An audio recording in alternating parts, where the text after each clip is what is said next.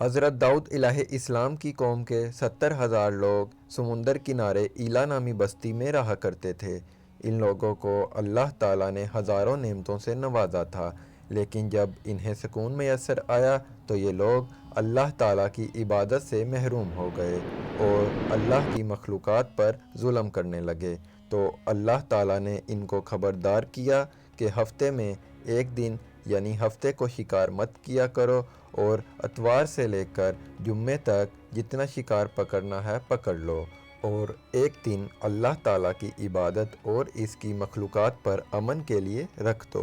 یوں اللہ تعالیٰ نے ان کا امتحان لینا شروع کر دیا۔ وہ اتوار سے لے کر جمعے تک مچھلیاں پکڑتے تو ان کے ہاتھ کچھ خاص شکار نہ آتا، لیکن جب ہفتے کے دن سمندر میں دیکھتے تو انہیں بڑی بڑی مچھلیاں نظر آنے لگتی۔ ان میں سے ایک شخص کو شیطان نے ورگلایا کہ پریشان کیوں ہوتے ہو، میری ترتیب پر عمل کرو تو شکار سے کبھی محروم نہیں رہو گے۔ بس اس شخص نے شیطان کے کہنے پر ہفتے کے دن ڈوری کو کانٹا لگا کر سمندر میں چھوڑ دیا تاکہ مچھلی اس میں پھنس جائے اور وہ اس مچھلی کو اتوار کے دن نکال لے۔ اس طرح ہفتے کی حرمت بھی باقی رہے گی اور شکار بھی ہو جائے گا۔ بس اسی طرح وہ ہفتے کے دن مچھلی کو کانٹے میں پھنساتا اور اتوار کو اسے مزے سے کھاتا۔ آس پاس کے لوگوں نے جب اس سے پوچھا تو انہیں بھی یہ ترکیب بتانے لگا۔ تو یوں اس قوم کے کچھ لوگ ہفتے کو مچھلی پکڑتے اور اتوار کو اسے نکال لیتے۔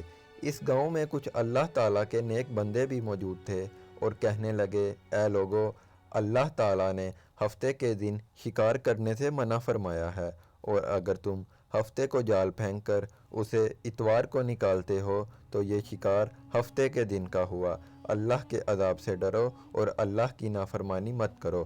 وہ لوگ ان نیک بندوں کا مذاق اڑانے لگے اور کہنے لگے، ہماری جو مرضی ہوگی ہم وہ کریں گے۔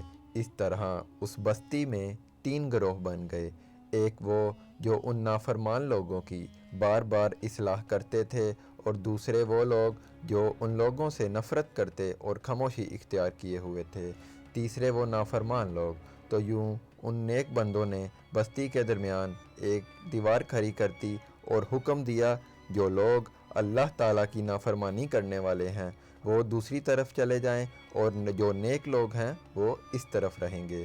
اور وہ انہیں بار بار کہتے رہے، اے لوگو، اللہ کی نافرمانی مت کرو ورنہ تم پر اللہ کا عذاب آئے گا۔